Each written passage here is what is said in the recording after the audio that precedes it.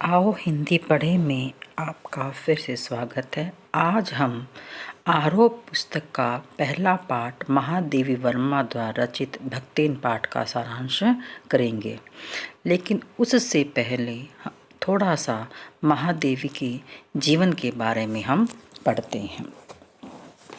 आधुनिक हिंदी साहित्य की छायावादी प्रवर्तक और आधुनिक काल की मीराबाई कही जाने वाली प्रसिद्ध कवयित्री महादेवी वर्मा का जन्म उत्तर प्रदेश के फर्रुखाबाद में सन 1907 में हुआ था। इनकी प्रारंभिक शिक्षा इंदौर के मिशन स्कूल में हुई थी। 9 वर्ष की आयु में इनका विवाह हो गया था, लेकिन विवाह होने के पश्चात कुछ ही दिनों के पश्चात उन्होंने संन्यास ले लिया था। 1929 में इन्होंने बौद्ध भिक्षुणी बनना चाहा और तत्पश्चात महात्मा गांधी के संपर्क में आने पर ये समाज सेवा की ओर उन्मुख हो गई, यानी समाज सेवा करने के मन प्रेरित हो गया इनका। 1932 में अर्थात 1932 में इन्होंने इलाहाबाद विश्वविद्यालय से संस्कृत में एमए की परीक्षा उत्तीर्ण की और प्रयाग महिला विद्यापीठ की स्थापना करके उसकी प्रधानाचार्य के रूप में कार्य करने लगे। इन्होंने मासिक पत्रिका चांद का भी कुछ दिनों तक संपादन किया। महादेवी वर्मा का क्रम क्षेत्र बहुमुखी रहा है। इन्हें 1952 में उत्तर प्रदेश की विधान परिषद का सदस्य मनोनीत किया गया। 1954 ईस्वी में ये साहित्य अकादमी की संस्थापक सदस्य बने। 1960 ईस्वी में इन्हें प्रयाग महिला विद्यापीठ का कुलपति बनाया गया। इनके व्यापक शैक्षिक, साहित्यिक और सामाजिक कार्यों के लिए भारत सरकार ने 1956 ईस्वी में पद्म भूषण से सम्मानित किया। 1983 में यामा कीर्ति पर इन्हें ज्ञानपीठ पुरस्कार से सम्मानित किया। उत्तर प्रदेश हिंदी संस्थान ने भी इन्हें भारत भारती पुरस्कार से सम्मानित किया। ये महान लेखिका 1987 में इस लोक को छोड़कर भगवान के चरणों में विलीन हो गई। अब इनकी रचनाएं देखते हैं। इनकी प्रमुख रचनाएं निम्नलिखित काव्य संग्रह निहार, रश्मि, निर्जा, यामा और दीपशिखा। इनकी यामा कीर्ति पर इन्हें ज्ञानपीठ पुरस्कार से सम्मानित किया गया था। संस्मरण: अतीत के चलचित्र, स्मृति की रेखाएं, पथ के साथी, मेरा परिवार। अतीत के चलचित्र जो इनका जीवन व्यतीत हुआ था उसके बारे में, स्मृति की रेखाएं में जो व्यक्ति जिनका यादें इनके जहन में बस गई थी, उन स्मृति की रेखा में उनका वर्णन किया गया है। पथ के साथ में इन्होंने अपने समय के जो लेखक रहे हैं उनके जीवन के साथ उनका वर्णन किया है। और मेरा परिवार में इनके द्वारा पालित जो पशु पक्षी हैं उनके बारे में इन्होंने लिखा है। निबंध संग्रह है श्रृंखला की कड़ियाँ, आपदा, संकल्पिता, भारतीय संस्कृति के स्वर। अब साहित्यिक विशेषताएं कि साहित्यिक सेविका और समाज सेविका दोनों रूप में महादेवी वर्मा की प्रतिष्ठा रही है। उन्होंने गांधी जी द्वारा दिखाए गए रास्ते पर अपना सारा जीवन समर्पित किया है और समाज के कल्याण कार्य में निरंतर वो लगी रही हैं और छायावाद के 4 स्तंभों में से ये एक रही हैं। इनकी चर्चा निबंधों और संस्मरणात्मक रेखाचित्र के कारण एक अप्रतिम गद्यकार के रूप में भी होती है। कविताओं में ये अपनी आंतरिक वेदना और पीड़ा को व्यक्त करती हुई इस लोक से परे किसी और सत्ता की ओर अभिमुख दिखाई पड़ती हैं। अर्थात इनकी जितनी भी कविताएं हैं वो सभी कविताएं रहस्यवादी भावना से उत्प्रोत हैं। श्रृंखला की कड़ियाँ कृति एक अद्वितीय रचना है जो हिंदी में स्त्री विमर्श की भव्य प्रस्तावना है और इनके संस्मरणात्मक रेखाचित्र अपने आसपास के ऐसे चरित्रों और प्रसंगों को लेकर लिखे हैं जिनकी ओर साधारणतः हमारा ध्यान नहीं खींच पाया। महादेवी जी की मर्मभेदी करुणामयी दृष्टि उनके चरित्रों के साधारणतः में असाधारण तत्वों का संसाधन करती हैं। इस तरह इन्होंने समाज में शोषित पीड़ित तबके के साहित्य में नायकत्व प्रदान किया है। भाषा शैली। महादेवी वर्मा जो कि हिंदी और संस्कृत की प्रकांड पंडित रही हैं, तो इनकी भाषा में संस्कृत निष्ठ शब्दों की प्रमुखता रही है। इनके गद्य साहित्य में भावनात्मक, संस्मरणात्मक, समीक्षात्मक, इतिवृत्तात्मक आदि अनेक शैलियों का रूप दृष्टिगोचर होता है। मनस्मस्पृता इनके गद्य की प्रमुख विशेषता है। आइए अब उनके द्वारा रचित आरोप पुस्तक का प्रथम पाठ भक्तिन, जो उनका एक संस्मरणात्मक रेखा चित्र है, जो उनकी स्मृति की रेखाएं में संकलित है। इसमें लेखिका महादेवी वर्मा ने अपनी सेविका भक्तिन के अतीत यानी बीते हुए और वर्तमान का परिचय देते हुए उनके व्यक्तित्व का दिलचस्प खाका खींचा है। महादेवी के घर में काम शुरू करने से पहले उसने कैसे एक संघर्षशील, स्वाभिमानी और कर्मठ जीवन जिया, कैसे पुरुष प्रधान समाज की मान्यताओं और छल कपट भरे समाज में अपने और अपनी बेटियों के हक के लिए उसने लड़ाई लड़ी और हार कर कैसे जिंदगी की राह पूरी तरह से बदल लेने का निर्णय तक पहुंची। इसका संवेदनशील चित्रण लेखिका ने किया है। साथ ही भक्तिन लेखिका के जीवन में आकर छा जाने वाली एक ऐसी परिस्थिति के रूप में दिखाई पड़ती हैं जिसे कारण लेखिका के व्यक्तित्व में कई अनछुए आयाम उद्घाटित होते हैं। इसी कारण अपने व्यक्तित्व का जरूरी अंश मानकर वे लेखिका को खोना नहीं चाहती। अब आइए हम पाठ का सारांश देखते हैं। लेखिका महादेवी वर्मा कहती हैं कि भक्तिन का कद छोटा व शरीर दुबला था। उसके होंठ पतले थे। वह गले में कंठी माला पहनती थी। उसका नाम लक्ष्मण था, परंतु उसने लेखिका से यह नाम न प्रयोग करने की प्रार्थना की। उसकी कंठी माला को देखकर लेखिका ने उसका नाम भक्तिन रख दिया। सेवा धर्म में यह हनुमान से स्पर्धा रखती थी, यानी कि हनुमान की तरह ही जैसे राम की सेवा हनुमान ने की, ठीक वैसे ही वो उसे हनुमान की तरह ही मानती है। और उसका वास्तविक नाम लक्ष्मी था। माँ बाप ने बड़े प्यार से लक्ष्मी रखा था। लक्ष्मी कहा था धन की देवी, लेकिन उसका जीवन दुखों से, अभावों से भरा था। तो इसीलिए जब वह लेखिका के पास काम मांगने आती है, काम करती है, तो अपना ईमानदारी से पूरी अपनी कथा लेखिका को बताती है और फिर उससे उसका नाम बदलने की बात करती है। तो लेखिका उसके बाहरी व्यक्तित्व को देखकर, उसकी वेशभूषा को देखकर उसका नाम भक्तिन रख देती है। उसके बाद उसके लक्ष्मी नाम से कोई नहीं बल्कि भक्तिन नाम से सभी जानने लगे और लेखिका ने भक्तिन नाम लिखकर ही उसका ये व्यक्तित्व से रेखा चित्र जो लिखा है उसके व्यक्तित्व से प्रभावित लिखा है। अब लेखिका ने उसके अतीत के बारे में जो बताया ये है कि वह ऐतिहासिक झूसी के गांव के प्रसिद्ध अहीर की इकलौती बेटी थी। उसका लालन पालन उसकी सौतेली माँ ने किया था।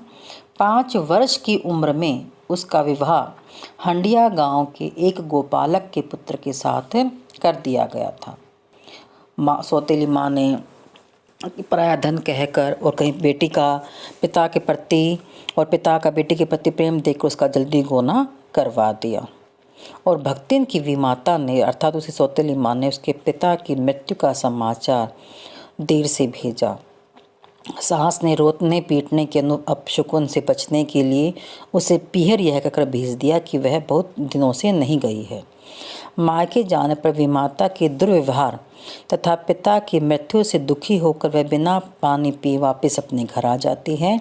घर आकर पहले सास ससुर को खरी खोटी सुनाती है। जब उसका गुस्सा शांत नहीं होता तो पति के ऊपर अपने गहने फेंक उसके अपनी पीड़ा व्यक्त करती है।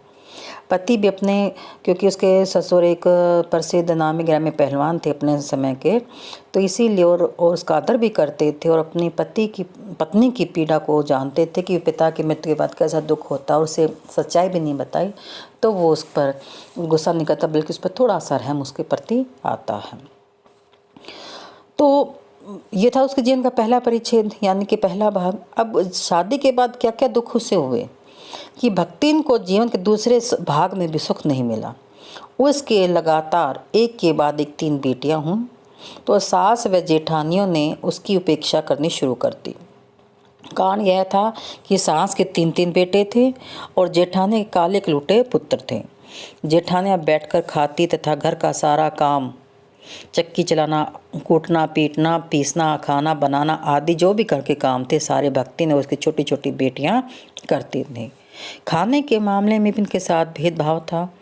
जेठानी सारा दिन बैठी रहती, बस खाती पीती ऐश करती और इधर उधर की चुगलियाँ करती, और साथ ही साथ जब लड़के घूम फिर कर आते, आवारागर्दी करके आते, तो लड़कों को भात यानी जो चावल है जो गुड़ के साथ बनाए जाते के सफ़ेद राब भात यानी कि चावल और सफ़ेद राब मीठा जो है उनके खाने के ऊपर वो डालकर देती थी। साथ ही साथ दूध व मलाई मिलाकर तथा भक्तिन को काले गुड़ की डली, मट्ठा यानी लस्सी, और लड़कियों को चने बाजरे घुघरी मिलती थी। घुघरी होती है चने बाजरे को भून कर खाते हैं इनको, जो उसके बाद नमक वगैरह डाले का अच्छा लगता है वो। इस पूरे प्रकरण में भक्तिन के पति का व्यवहार अच्छा था। उसे अपनी पत्नी पर पूरा विश्वास था। दिन रात वो चाहे कितना काम करती, शाम को पति का प्रेम के बल पर अलग हो गई थी।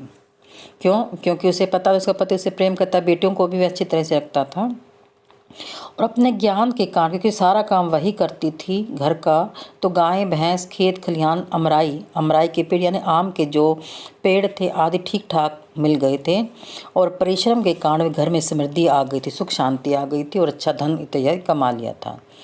इसीलिए पति ने बड़ी लड़की का विवाह धूमधाम से किया। इसके बाद वह 2 कन्याओं को छोड़कर चल बसा, किसके सहारे? लक्ष्मी अर्थात भक्तिन के सहारे। उस समय भक्तिन की आयु 29 वर्ष की थी। उसकी संपत्ति देखकर परिवार वालों के मुंह पानी आ गया। उन्होंने दूसरी विवाह का प्रस्ताव किया, तो भक्ति ने स्पष्ट मना कर दिया और कहा कि मैं कोई कुत्ता बिलाई नहीं जो इधर उधर मुँह मारती घूमूंगी। और शाम को ही क्योंकि उनकी छल कपट का पता चल गया था उसे, इसीलिए उसने शाम को अपने जो बाल थे कटवा लिए, उस तरह फिरवा लिया, गुरु मंत्र से लेकर कंठी धारण कर ली और कान भी उसने कुंडल धारण कर दिए। और उसके पश्चात 3 माँ बेटियाँ बड़े आराम से अपना रहने लगी और अपने खूब अपना घर के साथ साथ अपनी संपत्ति का ध्यान रखते थे। और दोनों लड़कियों की शादी कर दी उसने, और फिर पति ने जो पहली पुत्री का दामाद चुना था, दामाद को घर जमाई बनाकर रखा। ये उसके जीवन का दूसरा परिच्छेद। अब तीसरे जीवन का क्या भाग था कि लेकिन दुर्भाग्य में उसका पीछे यहाँ भी नहीं छोड़ा। उसकी लड़की भी विधवा हो गई। परिवार वालों की दृष्टि में उसकी संपत्ति पर थी, तो इसीलिए उन्होंने सोचा कि उस टाइम तो ये नहीं मान विवाह करने के लिए, कम से कम तो मान जाएगी। और उसका जेठ अपनी विधवा बहन के विवाह के लिए, जेठ का जो लड़का था, अपनी विधवा बहन के विवाह के लिए अपने तित्ते लड़ाने वाले साले को बुला लाया, क्योंकि वो भी आवारागर्दी करता था। और जो उसका विवाह होने जाने पर उसे पता था कि जो सारी संपत्ति, धन संपत्ति जिसने जोड़ रखी माँ बेटियों ने, सारी तुम्हारी हो जाएगी। भक्तिन की लड़की और भक्तिन से नापसंद कर दिया। माँ बेटी मन लगाकर अपनी संपत्ति की देखभाल करने लगी और वो सावधानी से रहने लगी। उन्हें पता था कि कुछ ना कुछ जरूर ऐसा काम करेंगे, और हुआ भी उनके साथ, बेचारियों के साथ ऐसा ही कि एक दिन भक्तिन कहीं काम पर चली जाती है और पीछे उसकी बेटी रह जाती है। उस समय वो ताक में रहते थे हमेशा, तो उस समय क्या किया उसने, जेठ का जो लड़का था, उसका जो कज़न था भक्तिन की बेटी का, उसने अपने साल को उसके घर में घुसा दिया और फिर 5-7 अपने जैसे आवारा लड़कों को इकट्ठा करके देखो क्या रासलीला चल रही है। उधर जैसे ही लक्ष्मी की बेटी अंदर थी तो उसने उसको खूब मरम्मत की उस लड़के की, और जब वो बाहर निकला तो मुंह लाल और पीट के उसका बुरा हाल कर रखा था। तो लेकिन यहाँ भी बात बिगड़ ही जाती है। माँ बेटा चीख चीख कर कहती है, लेकिन पंचायत में फैसला उस आवारा लड़के के हक में आता है कि भाई चाहे ये अंदर था या इसने बुलाया था या नहीं बुलाया था, अब ये कि मिले हैं, एक स्थान पर मिले तो ये पति पत्नी घोषित कर दिए जाते हैं। और गुस्से में माँ बेटू इसको खा जाने वाली नज़रों से देखती हैं, और गुस्से में जो भक्तिन की लड़की या लक्ष्मी की जो लड़की थी उसने अपना होठ भी काट लिया था। माँ बेटी सारा दिन जो है मेहनत करती, और वो तीतरबाज जो लड़का था, जो आवारागर्द, जो उसका क्या कहते हैं, मान मैं तेरा मेहमान वाली स्थिति हो गई थी, जबरदस्ती का दामाद बन गया था, पूरा दिन आवारागर्दी करता, उधर उधर घूमता, जुआ खेलता, वो धीरे धीरे से सारी संपत्ति लुटानी शुरू कर दी। माँ बेटा क्या करती, और एक दिन तो जमींदार ने लगान न देने के कारणों से धूप में खड़ा रखा। ये अपमान भक्तिन अर्थात लक्ष्मी सहन नहीं कर पाई, और वो शाम को समय ही अपना 2 धोतियाँ डालकर शहर आ जाती है और लेखिका के पास पहुंच जाती हैं। तो जीवन का जो अंतिम परिच्छेद जो उसने लेखिका के साथ गुजारा था, अब उसके जो चौथा परिच्छेद है वो यही आता है कि मैली गुटी चांद, बिल्कुल जो मैली धुली जो उसने साड़ी पहन रखी थी और गले में कंठी पहने हुए लेखिका के पास नौकरी के लिए पहुंची, और उनसे रोटी बनाना, दाल बनाना आदि काम जानने का दावा किया, अर्थात कहने लगी मुझे सब कुछ आता है। नौकरी मिलने पर उसने अगले दिन नहा धोकर लेखिका की जो लेखिका ने उसकी मैली कुचली धोती देखकर इतनी धोती दे दी थी, तो गंगा जल के छींटों से पवित्र करके पहन ली, और फिर सूरज निकलते ही सूर्य को पानी अर्घ्य और पीपल को पानी देकर 2 मिनट का जाप किया, और फिर कोयले की मोटी रेखा खींचकर जो रसोई में कि हाँ इस रसोई में कोई नहीं आएगा जब तक मैं खाना बनाना शुरू कर देती है। भक्ति छूत पाप को मानती है, तो छूत को मानती से सती कोई सी रसोई में ना आए, तो लेखिका ने समझौता करना उचित समझा। फिर उसने आवाज़ लगाकर लेखिका को बुलाया, तो लेखिका जैसे ही आई उसने क्या किया था कि जो 4 मोटी मोटी जो रोटियां थी, जो बिल्कुल करारी कह सकते सेकी हुई थी, थाली में रखी और थोड़ा सा टेढ़ी करके उसमें दाल डाल दी। लेखिका देखकर हैरान, और कहती कि ये क्या, तो कहती खाना है कि ऐसी बनती हैं। और उसके पश्चात लेखिका को उसने एक लंबा चौड़ा भाषण दे दिया, समझाने लगी कि सब्जी हमने बनाकर दाल बना दी है, इस खाने पर प्रश्नवाचक दृष्टि होने पर वह अमचूर्ण लाल मिर्च की चटनी, गांव से लाल गुड़ का प्रस्ताव रख के मैं ये भी दे सकती हूँ आपको। और लेखिका ने जब उसने कहा तो वो चुपचाप अपना एक रोटी, रूखी सूखी रोटी खाकर वह कॉलेज आ जाती, और फिर वहाँ वह जो है अपने जो न्याय सूत्र पढ़ाने वाली जो लेखिका थी, देहाती और ग्रामीण जीवन के अंतर विचार करने लगी थी, क्योंकि गिरते स्वास्थ्य व परिवार की चिंता निवारण के लिए लेखिका के खाने के लिए अलग व्यवस्था की गई थी। लेकिन इस देहाती वृद्धा के सरलता से वह इतनी प्रभावित होती है कि अपनी असुविधाएं छिपाने लग जाती है, क्योंकि थोड़ा सा लेखिका बीमार रहती थी तो इसलिए थोड़ा सिंपल सादा खाना वो खाती थी। लेकिन जब उसने उसको देखा, उसके अपनेपन को देखा, तो वो सब कुछ अपने बुलाकर वो उसके साथ आराम से उसका जो खाना बना कर देती उसे खाती थी। और लेखिका नहीं अपने अनुसार तो अपने अनुसार वह भक्तिन के अनुसार ढल जाती है, लेकिन भक्तिन को अपने अनुसार नहीं ढाल पाती। वह गांव की जो सादा भोजन होता है, तो जैसे लपसी दाल भात, बाजरे की रोटी, वो खिचड़ी इत्यादि खाने लगी थी। लेकिन भक्तिन ने कभी शहरी जो रसगुल्ला था अपने मुंह में नहीं रखा था।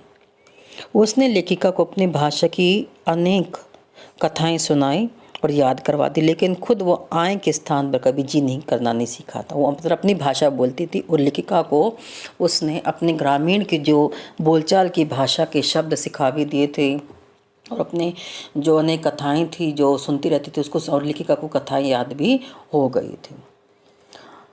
तो भक्ति में दुर्गुणों का अभाव नहीं था। वह क्या करती थी कि इधर उधर जो पैसे पड़े होते थे लेखिका रख देती थी, उनको उठाकर मटकी में रख देती थी, जिसे वह बुरा नहीं मानती थी। और जब लेखिका उससे पूछती तो यह कहती थी उसका अपना घर ठहरा, पैसा रुपया इधर पड़ा था, संभाल कर रख दिया, यह क्या चोरी हुई।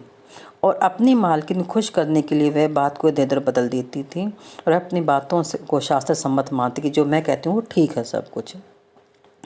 लेखिका ने उसे सिर घुटाने था, जो बार बार हफ्ते में वो जो सिर मुंडवा लेती थी, बाल कटवा लेती थी, तो कहती तुम ऐसा क्यों करवाती हो। तो उसने अपना एक शास्त्र में तेत गए सिर मुंडाए को कार्य सिद्ध करती हैं, और वह स्वयं पढ़ी लिखी नहीं थी। तो लेखिका ने क्या किया था कि वो चाहती थी कि इसके यहाँ जितने भी काम करने वाले वो पढ़े लिखे थोड़ा सा, और जब वो तनख्वाह दे उनको, यानी मासिक वेतन दे या इन वो जो मंथली पे दे, तो कम से कम साइन करे। तो लेखिका बताती कि वे सब ने पढ़ना लिखना सीख लिया, साइन करने सीख लिया, लेकिन भक्ति नहीं माने। वो कहती कि मैं भी ऐसे पढ़ने लगी तो घर का काम कौन करेगा। हाँ, लेकिन बीच बीच में वो क्या करती थी, डंडा लेकर जैसे निरीक्षण करती थी कौन गलत लिख रहा है कौन सही, वो उनको देखती रहती थी। भक्ति ने अपनी मालकिन की असाधारणता का दर्जा देती थी, इसी से वह अपना महत्व साबित कर सकती थी। उत्तर पुस्तिका में निरीक्षण कार्य में लेखिका का किसी भी सहयोग नहीं दिया, इसलिए वह कहती फिरती कि उसकी मालकिन जैसा कोई नहीं जानता। वह स्वयं सहायता करती, कभी उसकी जो नोटबुक्स थी उसको बांधकर, कभी अधूरे चित्र को कोने में रखकर, कभी रंग की और शाही इत्यादि जो डालकर, मतलब उसका एक एक चीज़ का ध्यान वो रखती थी, और ये मानती थी कि उसकी जो मालकिन अर्थात जो लेखिका उससे बढ़कर इस दुनिया में और कोई नहीं है। और हमेशा ये कहती कि मेरी मालकिन तो हमेशा किताबों में मुँह गड़ाए बैठी रहती है। भक्ति में गजब का सेवा भाव था। जब वो हॉस्टल की रोशनी बुझने पर जब लेखिका परिवार के सदस्य हिरनी, सोना, कुत्ता, बसंत, बिल्ली, गोधुली आराम करने लगते थे, तब भी भक्ति लेखिका के साथ जागती रहती थी। वह उसे कभी पुस्तक देती, कभी स्याही तो कभी फाइल देती थी। और भक्ति ने जब लेखिका के जागने से पहले जागती थी और लेखिका के सोने के बाद सोती थी। बद्री केदार के जो पहाड़ी रास्ते थे, वहाँ लेखिका जब यात्रा करने जाती थी तो उसके आगे आगे चलती थी, लेकिन जब गांव की धूल भरी पगडंडी पर उसके पीछे रहती थी। लेखिका भक्तिन की छाया के समान समझती थी, और जब युद्ध के समय की बात हो रही थी, लोग डरे हुए थे, तो वह बार बार लेखिका को अपने साथ ले चलने का आग्रह करती। गांव में चलते हैं, वहाँ रहेंगे, लेकिन वह नहीं चलती। युद्ध में भारतीय सेना के पलायन को सुनकर वह लेखिका को अपने गांव ले जाना चाहती थी। वहाँ वह लेखिका के लिए हर तरह के प्रबंध करने का आश्वासन देते थे। उसने कहा था जो उसने अपने थोड़े बहुत पैसे बचा कर रखे वो सारी तैयारी कर देगी। तो लेखिका कहती है कि मैंने कभी उस अपने और भक्तिन के बीच में स्वामिक सेवक, मालिक और नौकर का संबंध नहीं रखा था। इसका कारण यह था कि वह इस इच्छा होने पर भी हटा नहीं सकती थी, और भक्तिन के चले जाने का आदेश पाकर भी हंसकर टाल रही थी। वह उसे नौकर नहीं मानती थी, और भक्तिन लेखिका के जीवन का घेरे हुए थी। भक्तिन जो हॉस्टल की जो लड़कियां थीं उनकी चाय बना देती थी, वह उन्हें लेखिका के नाश्ते का स्वाद भी लेने देती थी। वह लेखिका के परिचितों व साहित्यिक बंधुओं से भी परिचित थी। वह उनके साथ वैसा ही व्यवहार करती थी जैसा लेखिका करती थी। वह उन्हें आकार, प्रकार, वेशभूषा का या नाम के भ्रंश के द्वारा जानती थी। मैं जो जैसे ड्रेस पहना तो उसके अनुसार बोल देती थी, और जैसा उसका नाम था उसका थोड़ा बहुत वो कह देती थी। कवियों के प्रति उसके मन में विशेष आदर नहीं था, परंतु दूसरे के दुख में वह दुखी हो जाती थी। किसी विद्यार्थी की जेल जाने पर वह व्यथित होती थी। वह कारागार से यानी जेल से डरती थी, परंतु लेखिका के जेल जाने पर वह खुद उनके साथ चलने का हट किया था। अपने मालकिन के साथ जेल जाने के हक के लिए वह बड़े लाट तक से लड़ने के लिए तैयार थे। भक्तिन का अंतिम परिच्छेद चालू है, वह उसे पूरा नहीं करना चाहती, अर्थात लेखिका उसे अपने जीवन से अलग नहीं करना चाहती। तो ये था भक्तिन पाठ का सार। आशा है कि आपको ये समझ आ गया होगा। धन्यवाद।